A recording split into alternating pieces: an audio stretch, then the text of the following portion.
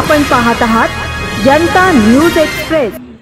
बीड मधल्या घटनेचं ज्या तऱ्हेने राजकारण चाललेलं आहे, पण दुसरीकडे परभणीमध्ये ज्या तऱ्हेने दलितांना मारहाण झालेली आहे, सोमनाथ सुरूंचा मृत्यू झालेला आहे, त्या प्रकरणामध्ये शासन हे अतिशय उदासीन आहे। आणि त्याचा निषेध म्हणून आपल्याला कल्पना आहे की 17 जानेवारीला परभणीहून एक लॉंग मार्च निघालेला आहे। त्याच्यामध्ये वेगवेगळ्या आंबेडकरी संघटना आहेत, पुरोगामी संघटना आहेत, वेगवेगळ्या सामाजिक संघटनांचा सहभाग त्यामध्ये आहे। आणि तो लॉंग मार्च हा मुंबईमध्ये 17 जानेवारी पर्यंत येण्याची शक्यता आहे। काल ते परवा येवल्याला होते आणि आता नाशिककडे पुढे रवाना होतील। तर त्या लॉंग मार्चच्या संदर्भामध्ये मुंबईतल्या वेगवेगळ्या सामाजिक संघटना, राजकीय संघटना, सांस्कृतिक संघटना, त्याच्यामध्ये या पत्रकावर काही संघटनांची नावही आहेत। त्या संघटनांनी मिळून असं ठरवलं की हा लॉंग मार्च जो येणार आहे त्या लॉंग मार्चच्या समर्थनार्थ आपण त्यांना पाठिंबा द्यायला पाहिजे आणि त्याचबरोबर मुंबई शहरामध्ये या प्रश्नावर जागृती करण्याची गरज आहे। आणि त्यासाठी आजची पत्रकार परिषद आयोजित केलेली आहे। या पत्रकार परिषदेमध्ये भारतीय काँग्रेसचे नेते, ज्येष्ठ नेते कॉम्रेड प्रकाश रेड्डी इथे उपस्थित आहेत। CPI-ML चे कॉम्रेड श्याम गोयल इथे उपस्थित आहेत। मार्क्सवादी कम्युनिस्ट पक्षाचे कॉम्रेड शैलेंद्र कांबळे इथे उपस्थित आहेत। त्याचबरोबर नारी अत्याचार विरोधी मंचच्या संध्या गोखले इथे उपस्थित आहेत। भीम आर्मीचे अशोक कांबळे इथे उपस्थित आहेत आणि दलित अखिल भारतीय दलित अधिकार आंदोलनाचे कॉम्रेड दादाराव पाटेकर हे इथे उपस्थित आहेत। त्याचबरोबर या ठिकाणी या पत्रकार परिषदेमध्ये वेगवेगळ्या संघटनांचे, लहान पक्षाचे कॉम्रेड इथे आहेत। नंतर इतर वेगवेगळ्या संघटनांचे कार्यकर्ते देखील उपस्थित आहेत आणि त्यांच्यासमोर आता ही पत्रकार परिषद होणार आहे। या पत्रकार परिषदेला प्रथम आपल्याला थोडक्यात ओळख करून दिलेली आहे। हा पत्रकार परिषद घेण्यामागचा आमचा मुख्य हेतू आहे की या प्रश्नावर महाराष्ट्रातल्या ठिकठिकाणी तो लॉंग मार्च 17 जानेवारी निघाल्यानंतर औरंगाबाद असेल, मनमाड आहे, येवला आहे, ठिकठिकाणी स्वागत होत आहे आणि स्थानिक वर्तमानपत्रामध्ये त्याच्याविषयी बातम्या येतात। परंतु मुंबईसारख्या शहरामध्ये त्याच्याविषयी ज्या तऱ्हेने ठळक बातम्या द्यायला हव्या त्या बातम्या काय आलेल्या नाही। आणि आमचं म्हणणं आहे की या प्रश्नावर महाराष्ट्रातला केवळ हा परभणीचा प्रश्न नाही, तर हा प्रश्न आपल्या महाराष्ट्रातील लेखक, कलावंत, साहित्यिक यांनी देखील एक सामूहिक स्वाक्षरी मोहीम करून निषेध केलेला आहे। आणि त्याची प्रयत्न असा आहे की या प्रश्नामध्ये जे पीडित आहेत त्या पीडितांना न्याय मिळाला पाहिजे आणि त्या न्याय मिळण्यासाठी याची पत्रकार परिषद घेतलेली आहे। त्याच्यामध्ये प्रत्यक्ष काय घडलं ते आपल्याला कल्पना की महाराष्ट्रातल्या वेगवेगळ्या सामाजिक संघटनांच्या पुढाकाराने आता PUCA नावाची संघटना आहे, people's front for civil liberty, त्याच्या संध्या गोखले त्याच्यामध्ये समितीमध्ये गेल्या होत्या। त्याचबरोबर मराठवाड्यातल्या कॉम्रेड अभय टाकसाळ असतील किंवा राहुल प्रधान आहेत, असे अनेक जण वेगवेगळ्या लोकांनी फॅक्ट फाइंडिंग केलेले आहेत। 30 फेब्रुवारीपासून अनेक जण त्याच्यामध्ये सहभागी आहेत आणि त्या फॅक्ट फाइंडिंग मध्ये जे काही समोर आलेले आहे की कशा तऱ्हेने पोलिसांनी लढतही केली, कशा तऱ्हेने त्या सगळ्या घराघरात घुसून लोकांना मारलं, की बायकांना ज्या तऱ्हेने आम्हाला मारहाण केलेली आहे ही तर खूप भयंकर घटना आहे की त्याच्यामध्ये आता आपण बघतो की इतर वेळेस महिला आयोग लगेच धावत असतो, परंतु परभणीमध्ये ज्या तऱ्हेने बायकांना मारहाण झालेली आहे, त्या बंदराबाई मानवतेच्या आहेत त्यांना अतिशय बेदम मारहाण झाली आणि एवढं होऊन देखील पोलिसांनी गुन्हे दाखल करून घेतलेले नाही। आणि आता सत्यशोधन अहवाल आलेला आहे, फॅक्ट फाइंडिंग टीमचे पण अहवाल आलेले आहेत आणि जो फॉरेन्स याचा जो रिपोर्ट आलेला आहे सूर्यवंशी विषयीचा, त्याच्यामध्ये स्पष्टपणे म्हटलेलं आहे की त्याला ज्या तऱ्हेने मारहाण वरच्या भागात, शरीराच्या भागात झालेली आहे त्याचे फोटो पण प्रसिद्ध झालेले आहेत की त्यामुळे त्याचा मृत्यू झालेला आहे। पण असं होऊन देखील या प्रकरणात आमचं स्पष्ट म्हणणं आहे की SC/ST आयोग यांनी देखील याच्यावर लक्ष घालायला होतं आणि ज्या पोलिसांनी दडपशाही केलेली आहे त्यांना त्यांच्यावर अॅट्रॉसिटी ऍक्ट खाली गुन्हे दाखल झाला पाहिजे, त्यांना त्वरित निलंबित केलं पाहिजे। कारण ते जर पोलीस खात्यामध्ये असतील तर याची चौकशी देखील होणार नाही। सरकारने फक्त 2 चौकशी समिती अहवाल चौकशी समिती नेमलेली आहे, परंतु ती चौकशी समिती हा केवळ बोलते का असं आमचं म्हणणं आहे। याच्यामध्ये खऱ्या अर्थाने जर निपक्षपाती चौकशी व्हायची असेल तर या प्रकरणामध्ये पहिल्यांदा पोलिसांना गुन्हे दाखल केले पाहिजे, त्यांना त्वरित निलंबित केले पाहिजे आणि त्यानंतर चौकशी झाली तर त्यातून काय ते निष्पन्न होण्याची शक्यता आहे। तर त्याच संदर्भामध्ये मी आता संध्या गोखले ज्या फॅक्ट फाइंडिंग टीम मध्ये गेल्या होत्या त्यांच्यासोबत काही वकील होते, इतरही मंडळी होती, त्याच्याविषयी संक्षिप्त त्यांनी माहिती द्यावी अशी मी त्यांना एक विनंती करतो। त्या सामाजिक कार्यकर्ते देखील आहेत। पुणे आणि मुंबई मिळून 6-7 जणांची ग्रुप 11 आणि 12 जानेवारीला परभणीला गेला होता। तिथे आम्ही तिथे बरेच कार्यकर्ते किंवा वस्तीमध्ये जाऊन लोकांशी बोललो, स्त्रियांशी बोललो, मुलांशी बोललो आणि त्याचबरोबर कलेक्टरशी पण बोललो आणि SP शी बोललो. तर ह्या सगळ्या घटनेच्या मागे काय आहे ते पण आपण समजून घेतलं पाहिजे. म्हणजे परभणीमध्ये लोकसभा आणि विधानसभा दोन्ही निवडणुकांमध्ये महाविकास आघाडीला यश मिळालं, BJPला यश मिळालेलं नाही. तिथे दुसरं म्हणजे की परभणी शहरामध्येच दलित संघटना अनेक वर्षापासून खूप ॲक्टिव्ह आहे.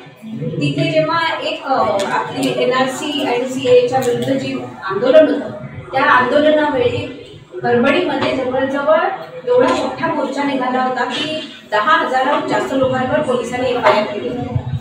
आणखीन त्यांनी एक जेलभरो आंदोलन केलं होतं. त्याच्यामध्ये आत्ता त्यांचा जो मृत्यू झाला वाकोडे सर, त्यांनी ते नेतृत्वात होते. त्या आंदोलनानंतर तो FIR पोलिसांना पाठी घ्यावा लागला.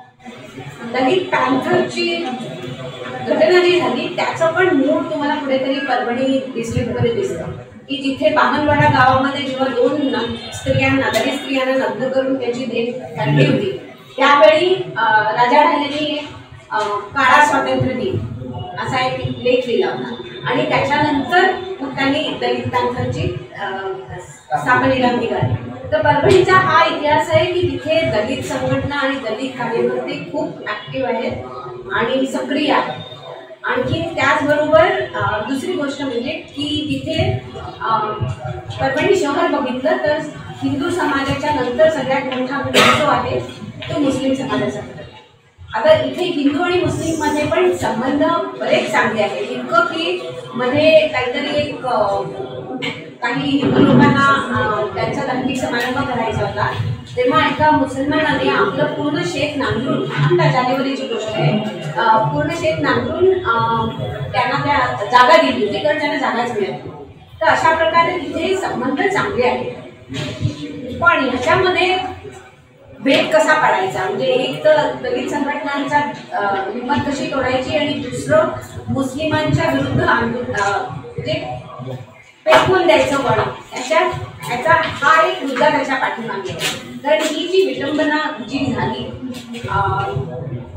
तर प्रतीक जे आहेत आपल्या संविधानाची त्याची विडंबना जी झाली त्याच दिवशी सकल हिंदू समाजचा 5,000चा मोर्चा परभणीमध्ये निघाला आणि ह्या मोर्चामध्ये शेवटी काही लोकांनी खूप अशी भडकणारी भाषणं पण केली.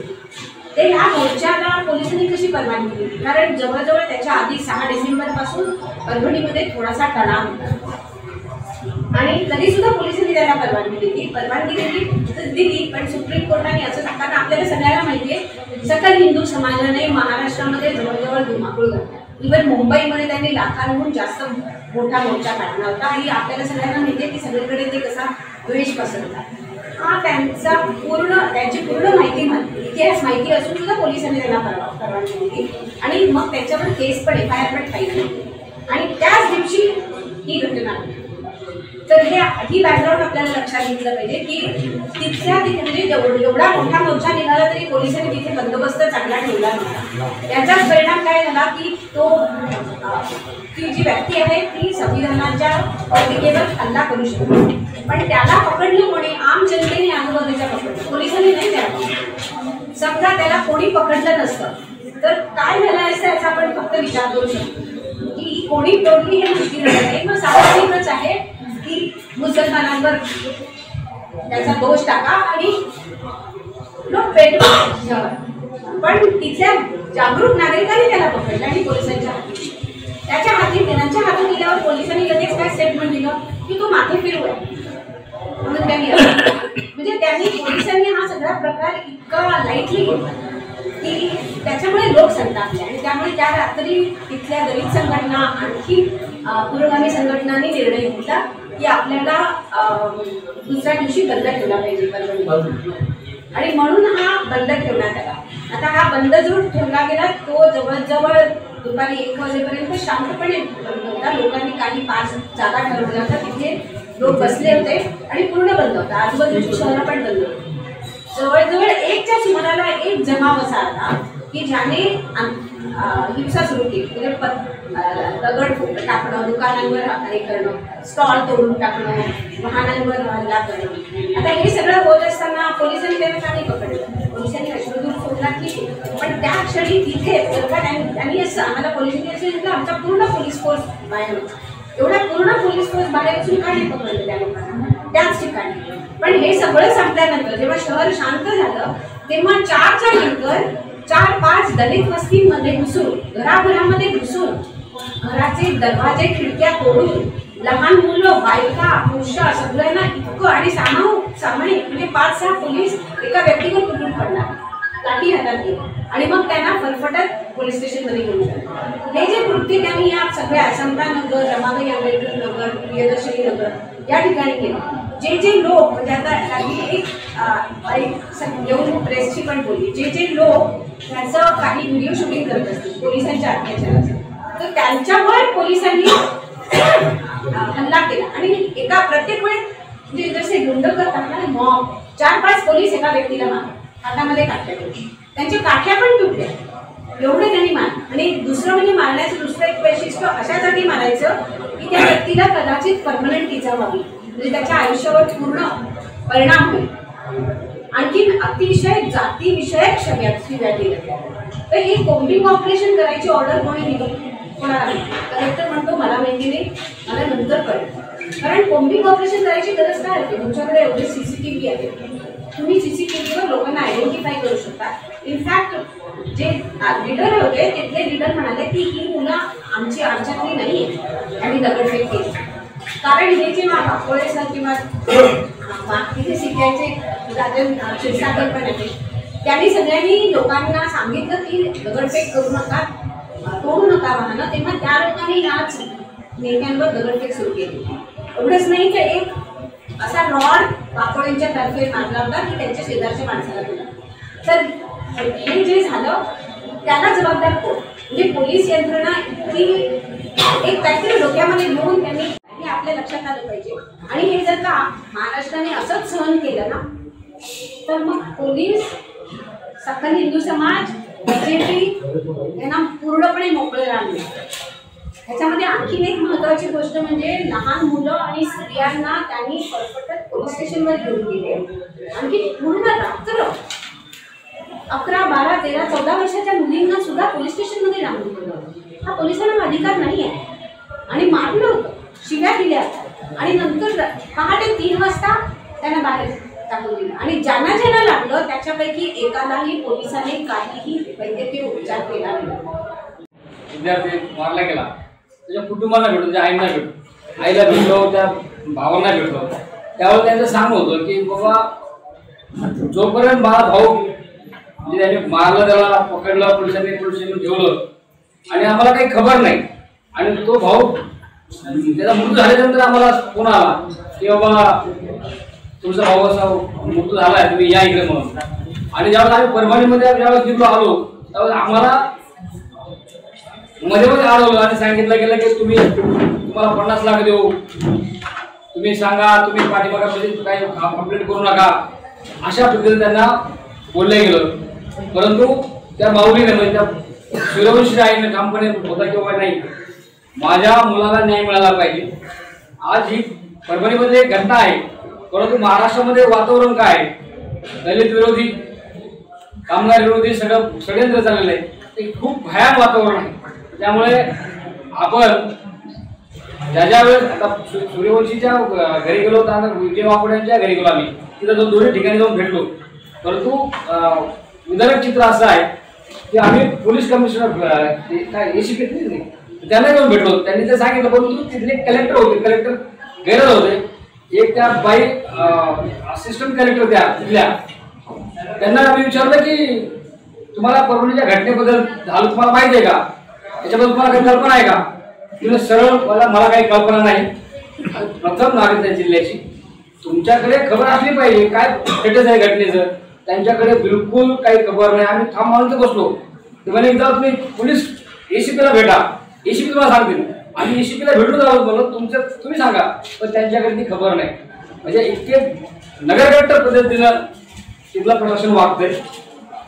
आणि हा जो हल्ला आहे फक्त परभणीपुरता मर्यादित नाही, हा वारंवार ज्या पद्धतीनं पार्लमेंटमध्ये म्हणजे आपल्या लोकसभेमध्ये अमित शहा आंबेडकर आंबेडकर आंबेडकर नावाने बोलताना हे फॅशन झाले, देवाचं नाव घेताना स्वर्ग प्राप्त झाला असतं असं जाणीवपूर्वक विटंबना करणं बाबासाहेबांच्या नावाने असं चुकीचं वागून आणि त्याचनुसार मग बाबासाहेबांच्या पुतळ्याची विटंबना म्हणा, संविधानाच्या प्रतिकृतीची विटंबना म्हणा, हे वाढत चाललेलं आहे. त्याकरता आम्ही आवाहन करतो मुंबईच्या नागरिकांना, ज्यावेळेस मोर्चा परभणीत येईल त्यावेळेस आपण सगळ्यांनी त्यात सामील झालं पाहिजे आणि एकजूट दाखवली पाहिजे. हा लॉंग मार्च 17 तारखेला मुंबईमध्ये येत आहे. त्या संदर्भात जी आज पत्रकार परिषद बोललेली आहे तर मी सरांचा धन्यवाद करतो. हा महत्त्वाचा विषय आणि पत्रकार परिषद खूप महत्त्वाची आहे. आणि लॉंग मार्च जो 17 तारखेला निघाला त्याच्या अगोदर 1 तारखेला मी स्वतः त्या गावामध्ये होतो, त्या आयोजकांच्या सोबत होतो आणि त्यांना सांगितलं की आपण लॉंग मार्च काढला पाहिजे, मुंबईच्या दिशेने निघालं पाहिजे. कारण आज 30 दिवस अगर महिला तिथं धरणे आंदोलन करतायत तर इथे बसून काय साध्य होत नाही. आणि अनेक ठराव तिथे झाले, लॉंग मार्चचा ठराव घेण्यात आला आणि दुसऱ्या दिवशी 2 तारखेला जर चंद्रशेखर आझाद जी परभणीमध्ये गेले त्या चंद्रशेखर आझादजीनं सांगितले की 17 तारखेची आपण घोषणा करा आणि त्याच्यानंतर तो लॉंग मार्च ह्या 17 तारखेला निघालेला आहे. परंतु लॉंग मार्च निघण्याच्या अगोदरच लॉंग मार्च फेर करण्यात आला पाहिजे आणि लॉंग मार्च निघाला नाही पाहिजे आणि परभणी निघाला तर परभणी जिल्ह्याच्या बाहेर गेलाच नाही पाहिजे. म्हणून काही RSSचे लोक होते, हिंदू शिव प्रतिष्ठान हिंदुस्थान यांची काही लोक आहेत, ज्या लोकांनी जे हिंदू काही म्हणजे बांगलादेश देशमध्ये जे काही दंगल चालू आहे तर तिथे जे काही अन्याय अत्याचार चालू आहे हिंदूंवर त्याचा निषेध म्हणून ज्या संघटनेने तिथे जे आंदोलन केलं होतं घटनेच्या अगोदर त्याच काही संघटना तिथे काम करत आहेत की त्याच्यामध्ये त्या मंत्री आता झालेले आहेत मेघना बोर्डेकर, त्यांनी खूप प्रयत्न केला, खूप दबाव आणण्याचा प्रयत्न केला. ज्यावेळी लॉंग मार्च सुरू झाला कारण मी 10 दिवस सोबत होतो, तिथे अनेक RSSचे पदाधिकारी अनेक BJPचे पदाधिकारी रात्री 2 वाजता रात्री 12 वाजता भेटायला येत होते की मेघना बोर्डेकरचं आम्ही तुम्हाला काय घेऊन आलो, त्याचे वडील आमदार तेही आम्हाला बोलवायचे. बैठका झाल्या की 4 लोकांना सक्तीचा रिझल्ट पाठवतो पोलिसांना, अनेक सगळ्या ज्या मागण्या होत्या चुकीच्या होत्या आणि मान्य केल्या नाही. त्याच्यामुळे आम्ही कसे तिथे परभणीच्या बाहेर निघालो. आधी सकाळी लॉंग मार्च नाशिकमध्ये थांबवण्याचा प्रयत्न झाला, मीडियावर बातमी आलेली आहे, परंतु हा काय लॉंग मार्च थांबणार नाहीये. कारण इथे वरिष्ठ किंवा मार्गदर्शन म्हणजे असे ज्येष्ठ चळवळीतले कार्यकर्ते असे अनेक महाराष्ट्रातल्या देशामधले विशेषतः गुजरात आहे, गोवा आहे, मध्य प्रदेश आहे, कर्नाटक इकडले लोक मुंबईमध्ये दाखल होणार आहेत आणि चंद्रशेखर आझाद स्वतःही 17 तारीखला आहेत. हा लॉंग मार्च 18 तारीखला येणार होता मुंबईमध्ये, पण 17 तारीख चंद्रशेखर येणार आहेत, पण 17ला येत आहेत. अनेक नेते आनंदराज आंबेडकर साहेब आहेत किंवा आपण सर्वच आहात. परंतु या महाराष्ट्रामध्ये वेगवेगळ्या घटना जे होत आहेत किंवा काल राहुल सोलापूरकर यांनी जे वक्तव्य केलं त्या लॉंग मार्चकडे दुर्लक्ष झालं पाहिजे आणि या सरकारचं दुर्लक्ष आहे, मीडियाचं दुर्लक्ष आहे आणि या लॉंग मार्चमध्ये काहीतरी गडबड झाली पाहिजे किंवा गोंधळ झाला पाहिजे. म्हणून वारंवार वेगवेगळ्या व्यक्तींकडून वेगवेगळं स्टेटमेंट दिलं जाते आणि हा लॉंग मार्च इथपर्यंत येऊ देणार नाही असंही मला वाटतंय. कारण हा लॉंग मार्च नाशिकच्या बाहेर आला नाही पाहिजे किंवा नाशिकच्या बाहेर आला तर ठाण्याच्या पुढे आला नाही पाहिजे असं षडयंत्र सरकारचं चालू आहे. परंतु ज्या ज्या ठिकाणी पोलिसांना थांबवण्यासाठी येतात किंवा आज सकाळी आले होते तर ताकदीने तिथला समाज बांधव सोबत उभा असल्यामुळे तो लॉंग मार्च थांबत नाहीये. मग ह्याच्यावर काय हल्ले होऊ शकतात का? मग आशिष सावकडे यांना काही 4 दिवसापूर्वी एका गाडीने उडवलं होतं जे नेतृत्व करत आहेत, पण त्याची अजून चौकशी केलेली नाही पोलिसांनी. सांगितलं झालं ते असंच त्यांना माहिती नव्हतं, कळत नकळत धक्का लागला. पण ह्याची आम्ही गंभीर आपण दखल घेतली पाहिजे. एका कार्यकर्त्याला स्वप्नील ओवाळ त्याला अटॅक आला, मायनर अटॅक आला परवा, तर सरकारने काही दखल घेतलेली नाही. त्याच्या अगोदर एक वयस्कर 50 वर्षांची सोनवणी म्हणून ते चक्रावून पडल्या तरी दखल घेतली नाही. म्हणजे अजून कुणी अगर मेलं तरी भारतीय जनता पार्टी किंवा हे जगात ती 2 उपमुख्यमंत्री आहेत यांच्या पक्षांची सरकार काही दखल घेणार नाही हेच दिसून येतं. कारण BJP फक्त सहनशक्ती बघतं, पण सहनशक्तीच्या पलीकडे आमच्याकडून सहनशक्ती आहे, सहनशीलता आहे. त्याच्यामुळे हा लॉंग मार्च व्यवस्थित चाललेला आहे. अनेक लोक मुंबईमधले असे काही एजंट लोक आहेत, वेगवेगळ्या कृती समिती बनवत आहेत आणि त्यांना तिकडे सांगितलंय की हा लॉंग मार्च आम्ही फोडू, त्याच्यात 2 ग्रुप पाडू आणि आम्ही त्या समाजाचे आहोत की नाही हा झाल्यानंतर पण आम्ही वेगवेगळ्या कृती समिती बनवू आणि आम्हीच आयोजक आहोत आणि आम्हीच अमुक आणि तमुक आहोत. त्या लोकांना आम्ही सांगतो की तुम्ही समाजासोबत या, कुठल्याही कृती समितीला इकडे मान्यता नाही. परभणीपासून जे आयोजक आहेत त्यांनीच मेसेज दिलेला आहे की मुंबई असो किंवा महाराष्ट्रामधले कुठलेही जिल्ह्यामध्ये कोणीही कृती समिती बनवू नका. त्याच्यामुळे तिथून जो काही मेसेज येईल किंवा आपण इथून जो काही मेसेज येईल पाठवा, एकमेकांच्या संमतीनेच तो काम झालं पाहिजे. त्याच्यामुळे काही चुकीचे लोक तर चुकीच्या पद्धतीने काम करतात, अशा लोकांना आपल्याला थांबवणं गरजेचं आहे. तेही आपले समाज बांधवच आहेत, परंतु थांबवणं गरजेचं आहे. कारण जी लोक जे 50 वर्ष आहेत, 60 वर्ष आहेत, अशा काही महिला त्याच्यातून चालत येत आहेत, त्यांच्या पायाला फोड आलेले आहे, काही लोकांच्या डोळ्यामध्ये पाणी आहे, काही लोक थकलेले आहेत, तरी म्हणतात की नाही आम्ही मेलो तरी चालेल, आम्ही चालणार. अशा लोकांच्या भावनेचा आपण आदर केला पाहिजे. त्यांची जिद्द आहे की सोमनाथ सूर्यवंशीला न्याय मिळाला पाहिजे, सरपंच संतोष देशमुख यांच्या कुटुंबाला न्याय मिळाला पाहिजे. विजय बाबा वाकोडे यांना ज्या पोलिसांनी ज्या रात्री धमकी दिली होती त्याच्यामुळे ज्या ठिकाणी ते घटना तशी झाली त्यांनाही अटक झाली पाहिजे. मुळामध्ये अजून कोणावर एखादं झालेलं नाहीये.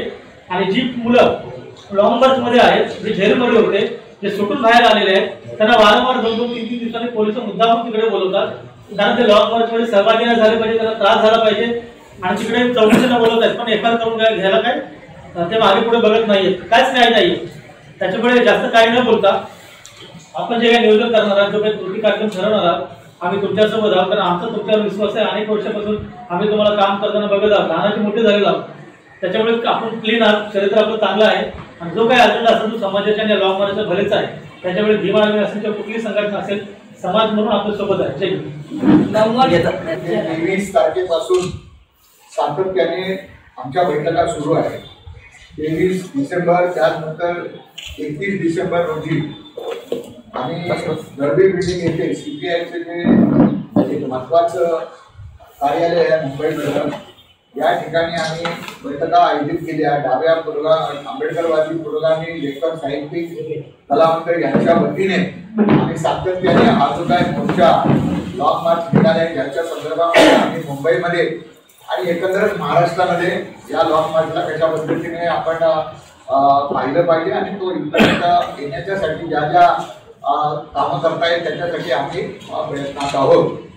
जसं या ठिकाणी संध्या गोखले यांनी जे सत्यशोधन करण्यासाठी त्या गेल्या होत्या त्याच्या बाबतीत मांडलं, त्याचबरोबर पटेकरांनी मांडलं, प्रकाश रेड्डी इथे शेवटी मांडलेलं.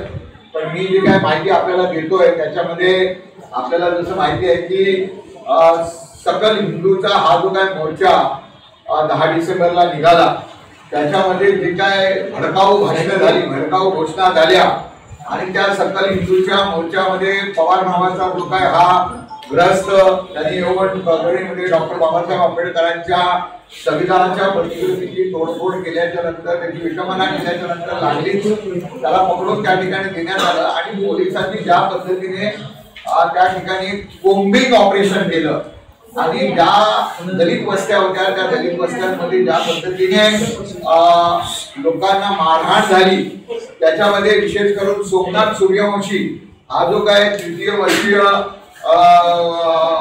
विद्येचं शिक्षण घेणारा जो काय मुलगा होता, तो जेव्हा कोम्बिंग ऑपरेशन सुरू होतं त्याचं व्हिडिओ शूटिंग आपल्या घरातून करत होता आणि तेव्हा हे पोलिसांना कळाल्यानंतर पोलिसांनी त्याला व्हिडिओ शूटिंग का करतो म्हणून हे पकडून मारहाण केली आणि त्याचा त्याच्यामध्ये मृत्यू झालेला आहे हे आपल्या सगळ्यांना माहिती आहे.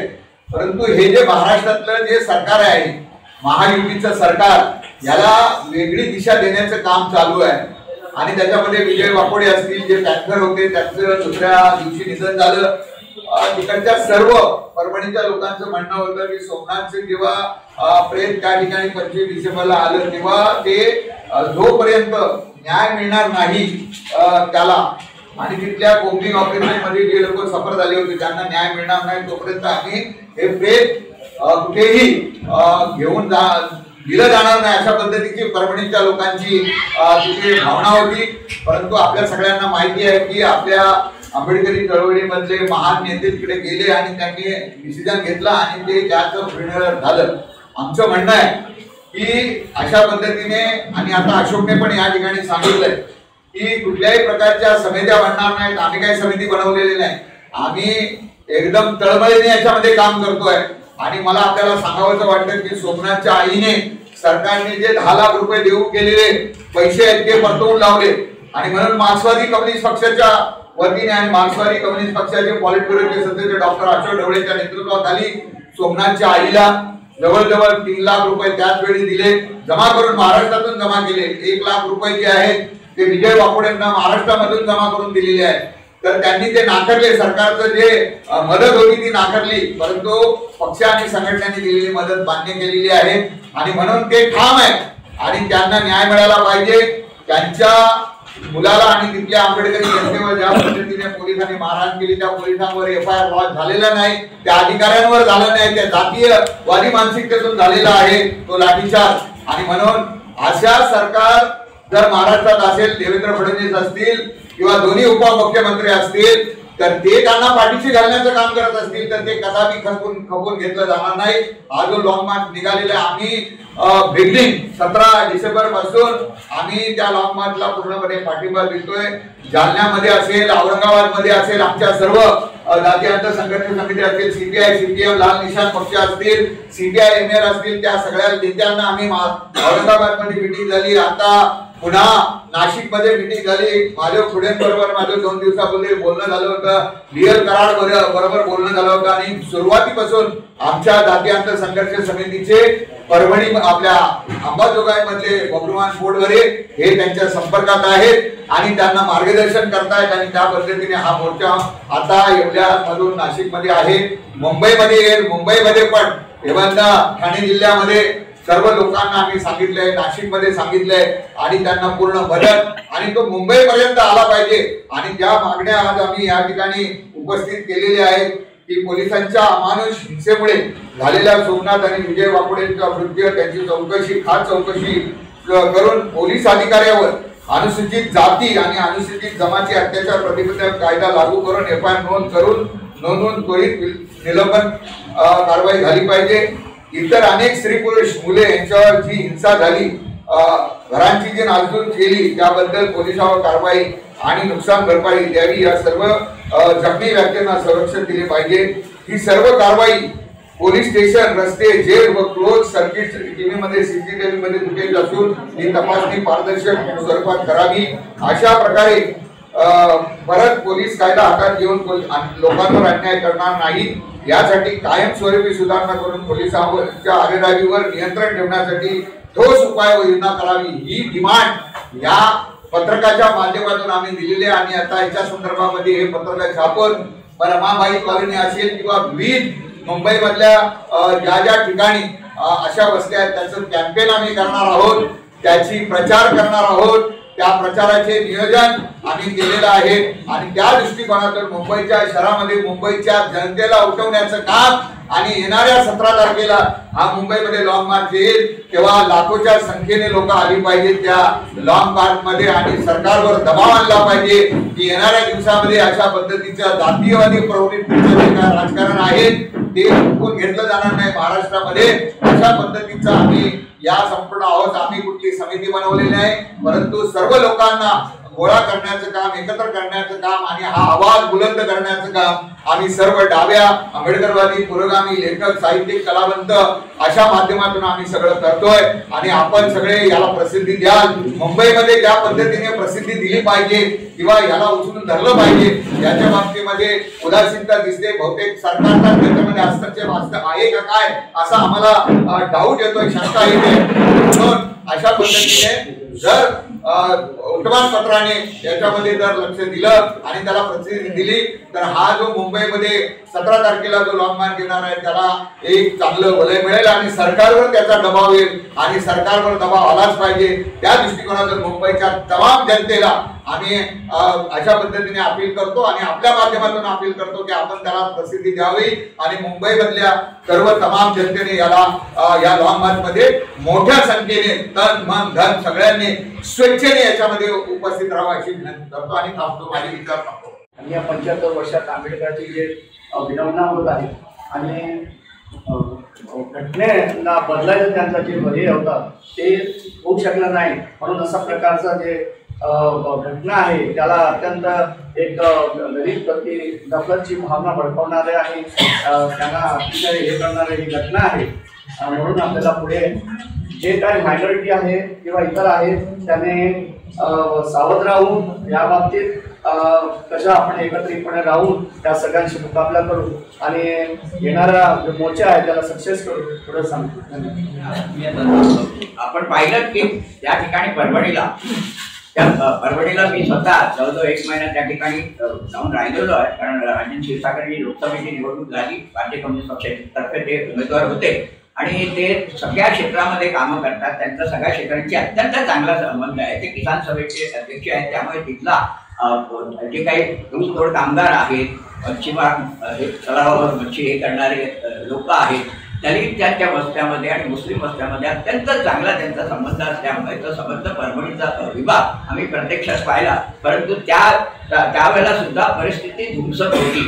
म्हणजे परभणीमध्ये एका बाजूला मोठ्या संख्येने असलेला मुस्लिम समाज, दलित समाज, परंतु त्यांची जी काही आता आपले अधिकार मागण्यासाठी ते जे उभे राहतात ते सहन न होणारा सनातनी समाज हा त्या ठिकाणी आम्ही पाहिला आणि ते खतरच होतं आणि त्याच्यामध्ये त्याचं रूपांतर झालेलं आहे. आणि आपल्याला जो रिपोर्ट आहे प्रत्यक्ष फॅक्ट फाइंडिंग कमिशन गेलं होतं तिकडे, संध्या भोसले होत्या, पटेकर सुद्धा त्या ठिकाणी जाऊन आले, अनेक लोक त्या ठिकाणी होते.